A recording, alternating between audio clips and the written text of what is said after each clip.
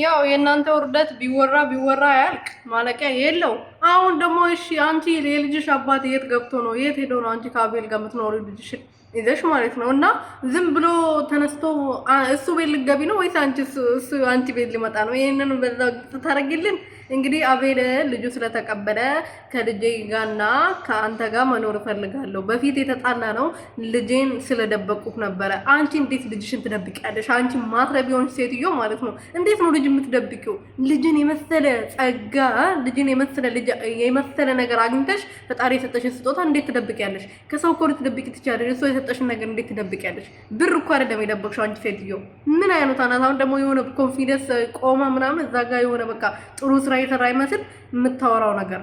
እሺ አንተ አቤል የምትባለው ሽልጥልጥ ማለት ነው። ሶሊያና የት ሄዳ ነው አንተ እንደዚህ አሁን ከሷ ጋር ሆነች ምናምን የምታወራው? ከሶሊያና ጋር ተጣርቀናል፣ የመጀመሪያ ፍቅሬ ነች፣ ፈጣሪ የሰጠኝ ስጦታ ነው ምናምን ብለህ ስትንተረተራ ነበር እንዴ? ጉድ እኮ ናችሁ። ሰላም ቤተሰቦች እንዴት ናችሁልኝ? እኔ ያለው እግዚአብሔር ይመስገን። በያላችሁበት ሰላማችሁ ብዙ ትርፍርፍ ይበልልኝ። ለዚህ ቤት ለዚህ ቻናል አዲስ የሆናችሁ ሰብስክራይብ ያደረጋችሁ የተሰቡ ነው። እንግዲህ የኤርሜላ እህትና የኤርሜላ ጉድ አያልቅም። የኤርሜላ ጉድ እንኳን ሰሞኑን ትንሽ ይሻላል።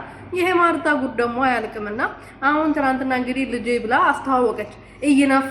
እየናፈቀችኝ ነው ብለ በተደጋጋሚ እየነገርከኝ ነው አለች ማለት ነው። ትናንትና ነው ከትናንትና ወዲያ አይደለ ልጅ አለኝ ብላ ያወቀው ያው ከዛ በፊት ነው። ግን አንተ ያስተዋወቀቻችሁ ትናንትና ነው ከትናንትና ወዲያ ነው። ይቅርታ አድርጉኝ ይረስቻለሁ። እኔ ብዙ ሀሳብ አለብኝ እነሱ ማሰብበት ጊዜ የለኝም እና ናፍቃኝ አለች እያልክ እኔን ስትጠይቀኝ ነበርና አንተንም ከምትናፍቅ ለምን አብረን አንኖርም? ምን አይነት አርካሽ ናት! ለራሷ ክብር የሌላት ክብረ ቢስ